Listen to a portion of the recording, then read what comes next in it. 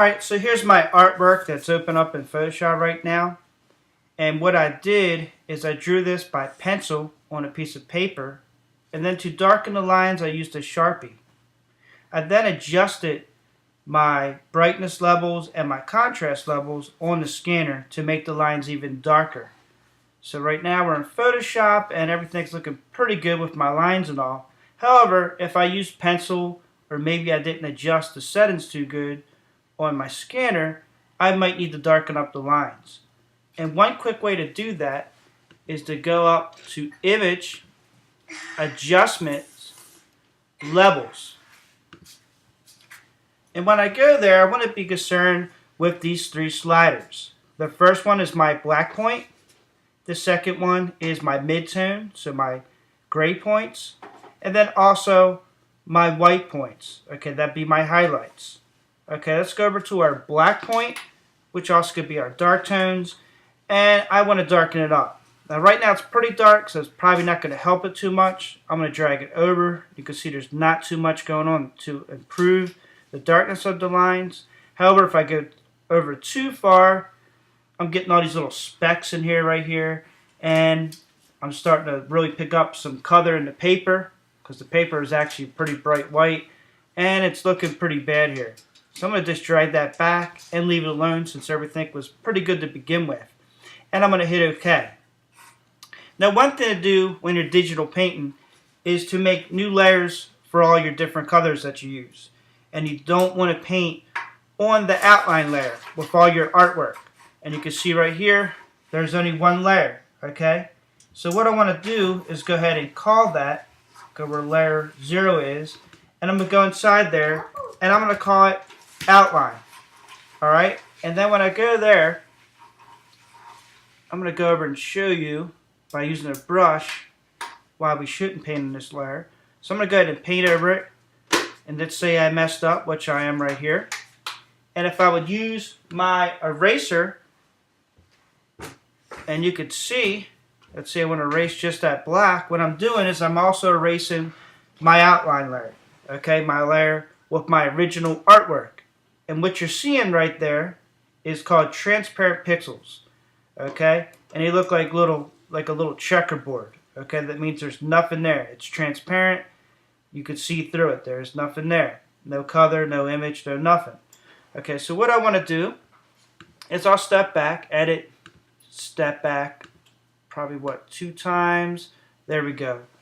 All right, now we're back to our original work. So what I want to do so we can't affect our original work is I want to go over to our layer panel, and I want to go to our padlock right here, and I want to go ahead and lock this layer.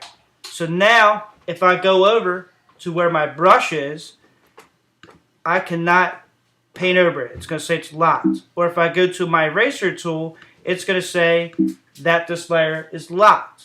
And that's what I want. So now what I want to do is go over to my layer panel and click a new layer.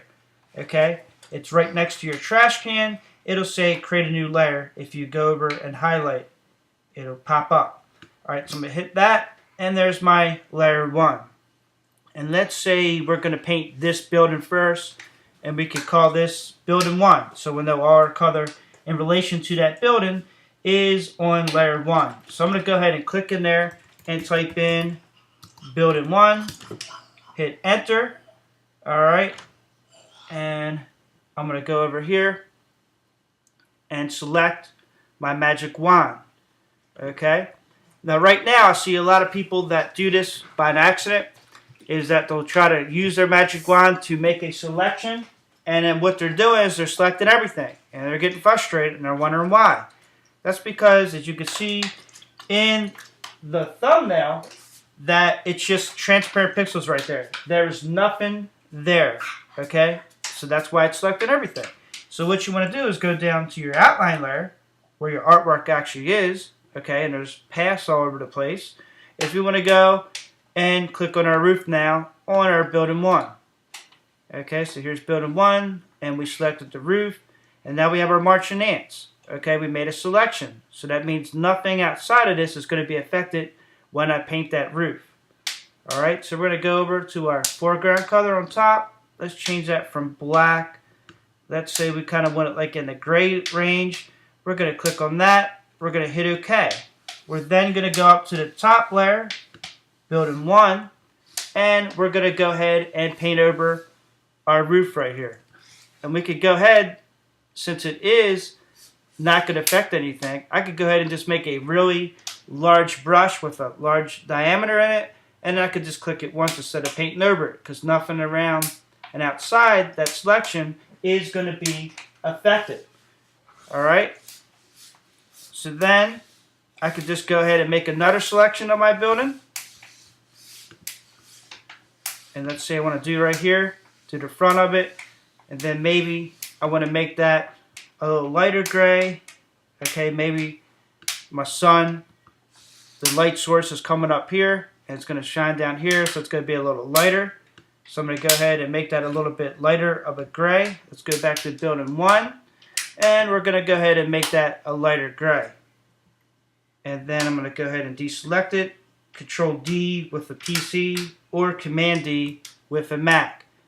Okay, and then I would just go ahead and make selections. Now I could, in like a region like this, in the side of the building, where I would make a ton of selections by holding down the Shift key and using my magic wand and make a ton of selections. Or I could even use my quick select or even the various other selection tools in Photoshop. Or I could just go ahead and paint over this whole area pretty quickly. Or I could even use like my polygon lasso tool and go ahead and just click all around this shape on the side and go ahead and do that whole side in one color. So there's various ways to do it, but one thing when you're painting over solid black lines like that is to make sure that your blending mode, take that off of normal and put that onto multiply. Okay, and you can see right now when I do that, all my black lines and black colors is gonna still show instead of solid colors. So I'm gonna take it back to normal to show you the difference. So there's normal, and you can see it's just painting solid color over top on my black lines, and I still want to see my black lines. So I'm going to take that back to normal, and when I do that, then you could go ahead and see those black lines. Alright, so we're going to speed up this process by 1000%. I'm going to pause it and come back after I color all the different areas so that you can see it, and it's going to be a whole bunch of different layers. So let's pause this for a second and then we will be back. Alright, so here's my one perspective city that I now digitally painted in Photoshop. Okay, it's definitely a lot more forgiving than painting or using pastel colors or anything like that, because if you make a mistake, you're kind of screwed. But this way, I can mess up, I can use my erasers, or as you can see right here, I have a lot of different layers because I like putting all my different colors on different layers, and I like grouping them so all the colors in relation to building 1 or building 2, I will put them all in that group. And then if I want to go back and totally change building 1's colors or whatever, I could go ahead and do that pretty quickly. Where it'd be a little bit different if all the colors were just on one layer. Okay, be a little bit more difficult to make and fine-tune certain areas. Okay, but I kind of like just everything on its own layers. And making groups for each part of the artwork.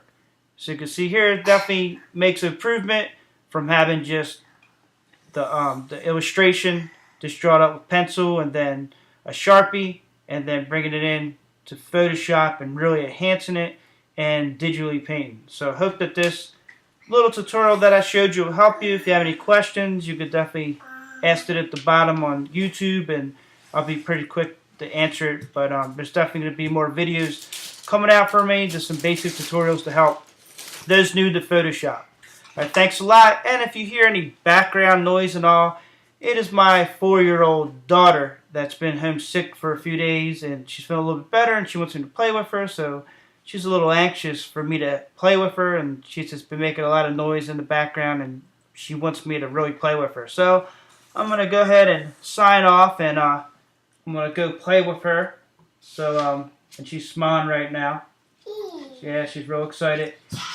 So, till next time, thanks a lot for viewing my video.